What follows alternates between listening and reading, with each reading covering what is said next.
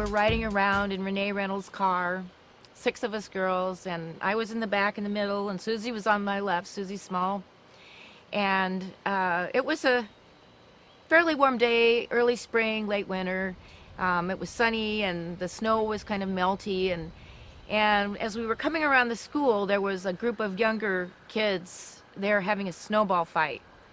And Susie, being the little mother that she always was, decided that she would put a stop to that. And so she rolled the window down, and she was yelling, "Hey, don't throw those snowballs." And right as she said balls, a snowball came right through the window and it stuck in her mouth. It was so uncanny, it just couldn't have been planned. And she didn't think it was super funny, but the rest of us were howling. It was pretty funny. I really enjoyed the cheerleading activities that I got to do. We got to go a lot of places and do a lot of different things. And one season it was wrestling season. And it was a weekend tournament, and sometimes they can get kind of long because you were waiting in between for your teammates to have their matches. Well, so there was a lull in the program, and there was a big mat down on the floor, and we were all sitting up in the bleachers, and a couple of the wrestlers took Alan Buchanan out in the middle of the mat and taped his legs and hands together with medical tape and left him there. And Susie, she always does the right thing. She was just so good that way. She went down by herself, all by herself, to the middle of the floor and cut him loose. Those guys were so naughty, or they were so nasty.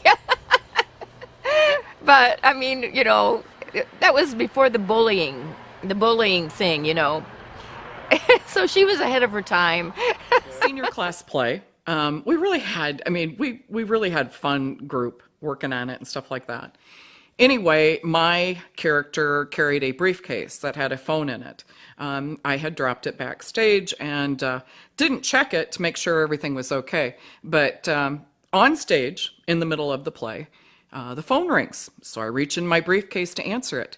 And yes, I revealed to the whole world what a cordless phone would look like as I'm standing there holding the phone with no curly cord hanging down from it. I was so embarrassed, I'm sure my face was 10 shades of red. One afternoon, early evening, I was driving around town, and I ended up with Penny DeWitt, and I'm probably Lillian, and I'm not sure who else was with us. Just driving around Stuart, and we had a PA system in the car, so I thought I'd be a tour guide and kind of gave them a tour of the exciting city of Stuart from a teenager's point of view. And I don't know if they thought it was funny, but I thought it was. Probably said something along the lines of, "This is Fat Al's Super Value Store." Oh yeah, it was heard outside the car, inside the car. People turn around looking. My Aunt Broshise, I've never laughed so hard in my life, thought one day she was typing upside down, and she started beating the typewriter and screaming, "Mr. Maudlin, I'm typing upside down." And I was sitting in front of her, and I turned around and I looked, and it did appear that she was typing upside down, but she had pulled out a page that she had typed, and she tried to reverse the opposite side and type on the back of it, but she actually put in the same side. So it did appear that she was typing upside down, mysteriously, on your typewriter.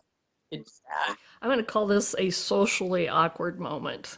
It occurred during our senior class trip, and we were having a jubilant time in our hotel room. And I decided to walk across the hall to be with another group of people, and we were talking and telling stories. And I forgot to put my top on. So I was walking around with my bra on, and I didn't know I was doing that until someone asked me why I wasn't fully dressed. And when I noticed that I hadn't put my top on, I ran away, and I was quite embarrassed. I was very glad that there wasn't iPhones and internet at this time. So after football games, we would drive around town, and it was different people, different nights, but I remember Brenda Jacobson, Deanna Hines, Chris, Lincoln, Jeff Schwarzkopf possibly, and maybe Lyle, but we would just drive around and we'd play truth or dare, except we wouldn't do any truth because you never really knew if the person was lying or not. So we just called it dare or dare, I think. So we would drive around after the games and play dare or dare. Well, one particular night, Brenda Jacobson was present and it was her turn for the dare. So we dared her to get out of the car at the cemetery and go up and get on top of the brick wall that was on either side of the entrance gate. It's the east gate to the cemetery. Well, I was driving and I think I was. If I wasn't, I persuaded the driver that we were going to take off after Brenda got up on the wall. Might have been Deanna, but could have easily been me too. I don't recall who was driving, but anyway, that's exactly what we did. Brenda got up on the wall and we took off and left her in the dark in the cemetery. Now, I don't know if you remember that Brenda was kind of jumpy. I would go up to her in the hallway and go, "Brenda," and she'd just like jump and throw all her books. And so I guess that was something I did to pass the time. Anyway, so having Brenda out at the cemetery in the dark sounds kind of mean. All right, it was. But what we did was we pulled into the cemetery through one of the other gates. I think it was the north one, and then we parked the car and then we snuck up on her. She was just kind of sitting there by the brick wall, just hoping someone would come by, and so we got out and then scared her. Anyway, it was just those kind of things. I remember driving around after the football games, and it was just that whole time of the school year was really fun for me. One of our funnest times was always teeping. We had a great time at teeping. One time I can specifically remember that we were at Robin Van Lanningham's, and there was a bunch of us, and she had a neighbor, crabby neighbor that we were all afraid of, and I can't remember her name. It might have been Opal or something like that, maybe Opal. But she lived next door, and we just, we were kind of ornery. We had to get her house, of course, and she came out, and we knew she had a gun, a shotgun, and we ran. And I don't know if she shot it. This it's kind of blurry. We made a run for it, and I can remember Renee. I think Renee was the one that fell up Robin's steps, and we thought she was shot, and it was just wild for a while.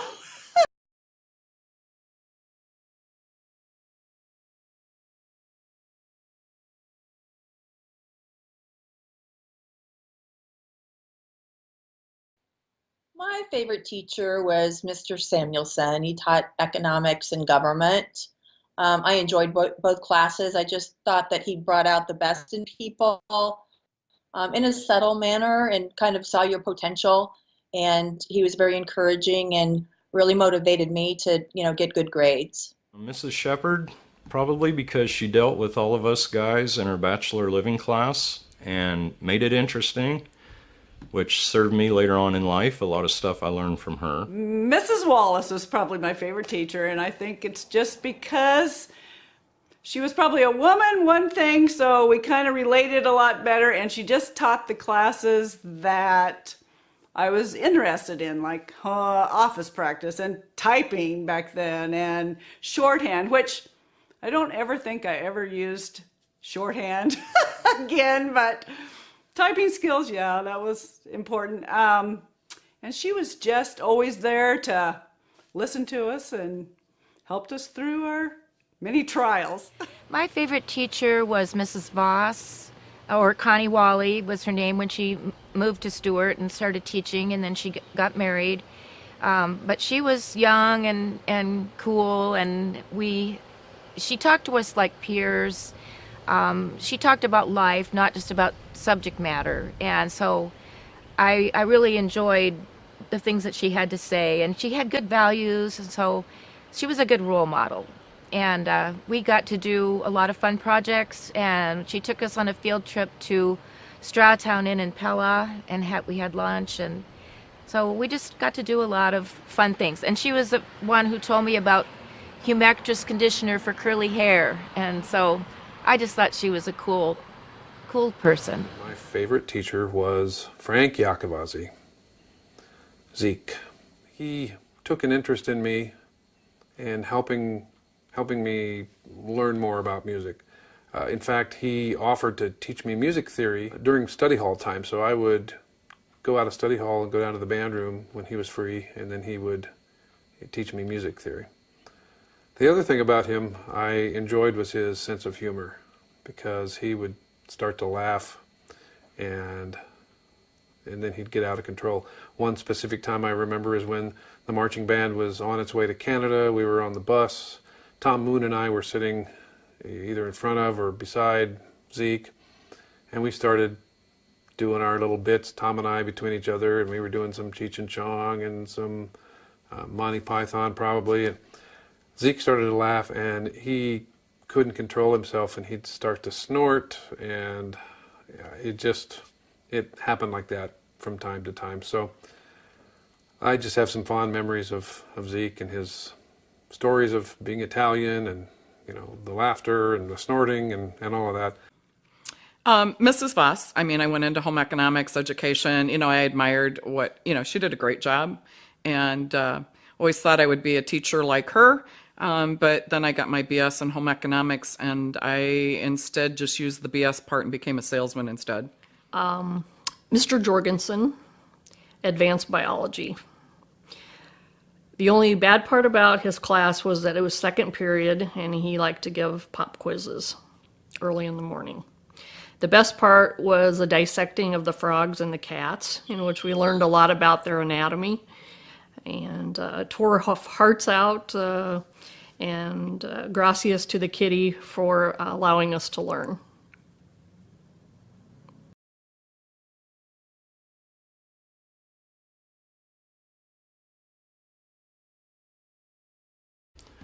Mrs. Wallace, because she's always in a super good attitude and just a great teacher. And actually Mr. Wilson, because I always chose to take vocational agriculture, and being a kid from town, I think it was a little stressful for him to make it where I could understand the ag side versus what town kids normally learn. Zeke was really, he did a great job with our band program and stuff like that. I remember marching band. We went on a lot of trips and stuff like that, and he really did a good job with the program. And then Mr. Schwinger, I had chemistry, and thank God for science fair projects, because that's what got me through chemistry. He was awesome with that. He even worked with me and ended up at state convention, and we were both pretty excited that won an award. Woohoo! And guess what? Was it money for the prize? No. Was it a gift certificate or something cool? No. The prize was it was either an encyclopedia or dictionary of chemistry. Yeah, not so exciting. But anyway, he was really awesome to work with too.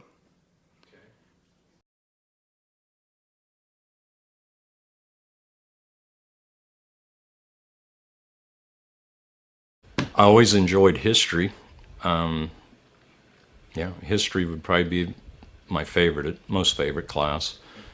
The vocational agriculture was always real interesting too. Learned a lot of good things during that class that I used later on in life. Don't know. P? That's my kid's favorite. I had a few favorite classes. I'd say journalism was definitely a favorite. Putting together the page in the Stuart Herald for our class, and then also putting together the annual, which mysteriously had a pirate on the front cover. We've never figured out why. So definitely both enjoyable. And I liked typing class because I was the fastest typer in the class. I liked chemistry class. Mr. Schwinger, as we got to, was the labs. It was probably my favorite. Probably not the tests or the problems, but blowing up labs was always fun. Test tubes and beakers.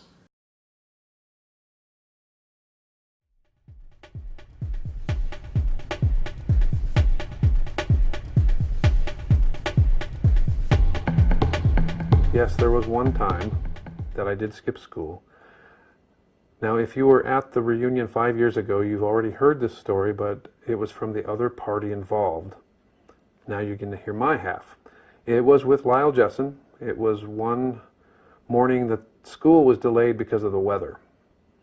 And he would always come by and pick me up from home, and then we'd drive around, before school started. So this particular day, it was a late start. So we were driving around, and we got the idea that we were going to skip school. We were going to go to Des Moines. So we had somebody on the inside that was going to help us with the attendance slip from study hall, which I think was our first hour. I'll drop her name. Sure, it was Ann Moore was our inside person. I don't think she can get in trouble for that now, right? Anyway, so we got part of the way to Des Moines, and then it dawned on me. I went, oh man, we have got to turn around because my mom had plans to go Christmas shopping in Des Moines that day. I thought, the way my luck is, we will 100% run face to face into my mom if we go to Des Moines, because that's just how it was for me. I didn't get away with a whole lot. So we turned around, and Lyle said, I know, we can go up and visit my old stomping grounds up near Scranton, Iowa. So we headed up the windy Panora Road. I did forget to mention we did have a case of beer in the car with us, and we were drinking and driving. By the grace of God, no one got hurt. So we get up to Scranton, and we're in his school, and he's talking to some of his friends. And I remember having a prescription bottle of penicillin for some bronchitis or something that I had, and I remember losing it at the school. And then evidently teachers got wind that we were there, and we got chased out of the school, and I think I must have dropped it in the run. Anyway, I was kind of paranoid, like, oh, they're going to find my prescription bottle, and they're going to read my name, and it's all going to be over. But they never did, so maybe I didn't lose it there. I don't know where I lost it. Well, we got back in the car, and I guess the way Lyle put it, he goes, and Tim thought it would be a good idea if he drove. Well, let me just say, it was not a good idea for either one of us to be driving. But Lyle knew his car a little bit better, obviously, than I did. Let's just say nobody got hurt, thankfully. But I did end up somehow crossing the highway, and we ended up on the other side of the highway in the ditch, facing back the way we came. Somebody that Lyle knew came by on a tractor and pulled us out. I remember going to eat maybe at his brother's place. This was after noon by that time. Then we headed back.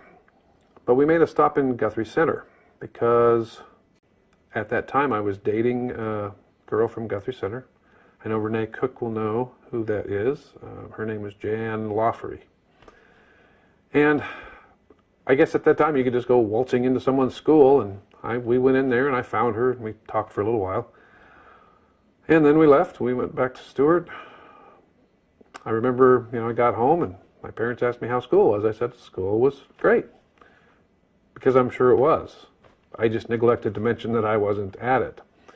So I never did get caught for that. Nobody ever found out or suspected, and that's my one day of school skipping. Yeah, I never played hooky. Ever. I just wanted to hear the stories about the people that did. That interested me more.